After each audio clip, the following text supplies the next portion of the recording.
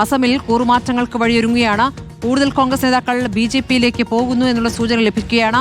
MLA-മാരും party വിട്ടേക്കും എന്നുള്ള വിവരമാണ് വരുന്നത്. PCC അധ്യക്ഷൻ ഗൗരവ് ഗൊഗോയ്ക്കെതിരെ പടയൊരുക്കവുമായി ഒരു വിഭാഗം രംഗത്തെത്തിയിട്ടുണ്ട്. അധ്യക്ഷ സ്ഥാനം ഗൊഗോയ് ഒഴിയണമെന്ന ആവശ്യമാണ്.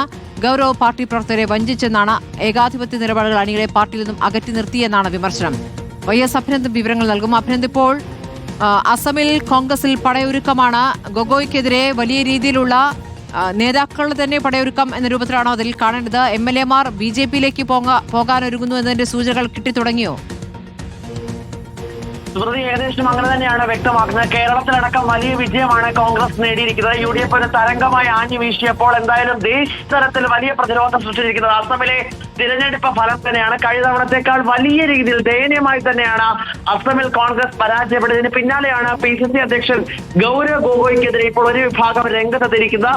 ഉടൻ PCC അധ്യക്ഷ സ്ഥാനം ഒഴിയണമെന്നാണ് ആവശ്യപ്പെട്ടിരിക്കുന്നത്. ഗൗരവിന്റെ ഏകാധിപത്യ നിലപാടുകൾ അത് പൂർണ്ണമായും അണികളെ പാർട്ടിയിൽ നിന്നും അകറ്റി നിർത്തിയെന്നാണ് വിമർശനം. തിരഞ്ഞെടുപ്പ് അടുത്ത സമയത്താണ് മുൻ PCC അധ്യക്ഷനും മുൻ MLA-മായിരുന്ന ഭൂപന്ത് ബോറ രാജിവെച്ച് BJP-യിൽ ചേരുകയും ഇപ്പോൾ അദ്ദേഹം MLA ആവുന്ന സാഹചര്യമൊക്കെ ഉണ്ട്.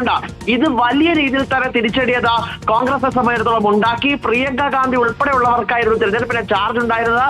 അവർ തന്നെ അസമിൽ നേരിട്ടെത്തി നേതൃയോഗം സംഘടിപ്പിച്ച് ഉടൻ തന്നെ ഇതിനകത്ത് മറുപടി പറയണമെന്നാണ് ഒരു വിഭാഗത്തിന്റെ ആവശ്യം. അതോടൊപ്പം തന്നെ MP-യുടെ പണി മാത്രം ഇനി ഗൗരവ് ഗൊഗോയ് ചെയ്താൽ മതി. മറ്റൊരു പണിയും ഇനി അസം കോൺഗ്രസുമായിട്ട് ബന്ധപ്പെട്ട് ചെയ്യേണ്ടതില്ല. അസം PCC അധ്യക്ഷ സ്ഥാനം രാജിവെക്കണമെന്നുള്ള ആവശ്യം അത് ശക്തമായിരിക്കണം. അതിനിടയിൽ ഇപ്പോൾ ചില കോൺഗ്രസ് MLA-മാർ 27 കോൺഗ്രസ് MLA-മാരാണ് ജയിച്ചു വന്നിരിക്കുന്നത്. BJP ഇവരുമായിട്ടൊക്കെ നിർണായകമായിട്ട് ചർച്ചകൾ നടത്തുന്നുണ്ട് എന്നാണ് മനസ്സിലാക്കുന്നത്. കൂടുതൽ MLA-മാരെ കൂടി തങ്ങളുടെ പാളയത്തിലെത്തിച്ച് ശക്തി അത് കൂടുതൽ വർദ്ധിപ്പിക്കാനാണ് ഹിമന്ത ബിശ്വ ശർമ്മയുടെ ശ്രമം. പക്ഷേ അതിലേക്ക് പ്രതിരോധിക്കാനാണ് ദേശീയ നേതൃത്വം ഒരുങ്ങുകയും. YS അഭിനന്ദനാണ് വിവരങ്ങൾ നൽകിയത്. ഇടവേളയിലേക്ക്.